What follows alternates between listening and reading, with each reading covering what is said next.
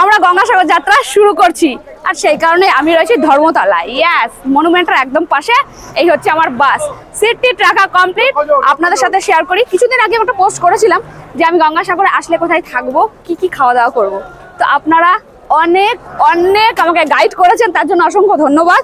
চেষ্টা করব আপনারা যেরকম ইনফরমেশন দিয়েছেন সেগুলো ফলো করার, যতটা সম্ভব ভিডিওতে দেখানো। তাহলে চলুন ভেতরে যাই, মেয়েকে বসিয়ে রেখে এসেছি। কাম।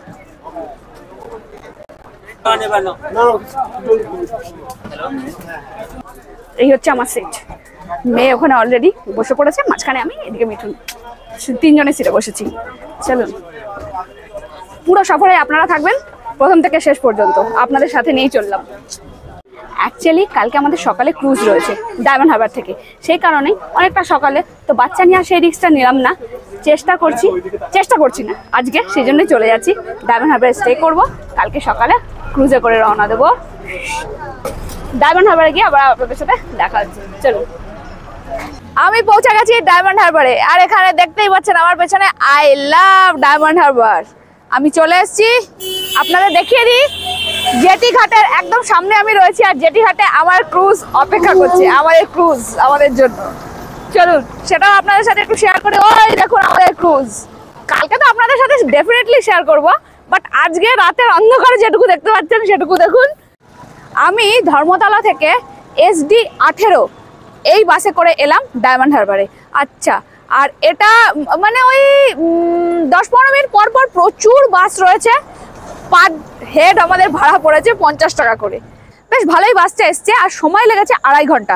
আপনারা চাইলে আসতেই পারেন। আর ওই 15-20 মিনিট পর পর বাস রয়েছে, মানে আপনি যদি সিট নিয়ে আসবেন মনে করেন, তাহলে একটু আগে, বা ধরুন যে বাসটা ছেড়ে যাচ্ছে সেটাতে না উঠে পরের বাসটাতে।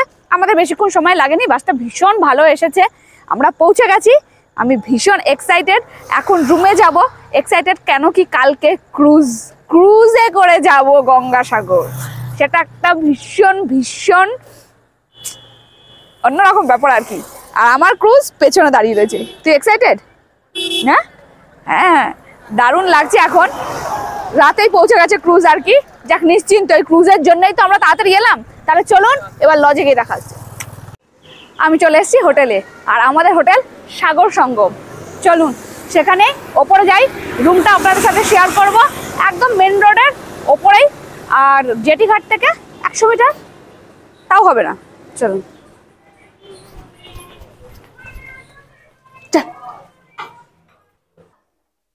এক রাত্রির ব্যাপার, কালকে আমাদের যাত্রা রয়েছে শুধু রাতটুকুর জন্য।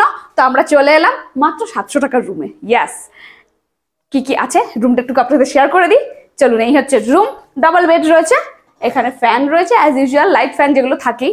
আর এখানে একটা ছোট্ট মিরার রয়েছে, মানে সাজুগুজুটা করা যাবে। আর এখানে টিভি রয়েছে, এদিকে জানলাও রয়েছে, টিভির কোনো প্রয়োজন নেই। আর এদিকে রয়েছে ওয়াশরুমটা ঠিকঠাকই রয়েছে, মোটামুটি যেটা দরকার। কোমোড রয়েছে, শাওয়ার কল যেগুলো থাকে আর কি নর্মালি। আর কি বলবো, তো অ্যাকচুয়ালি ব্যাপারটা হচ্ছে 700 টাকা রাত্রিটুকুর জন্য ঠিকঠাক। আমি আর অন্য কোথাও যেতে চাইছি না এই মুহূর্তে।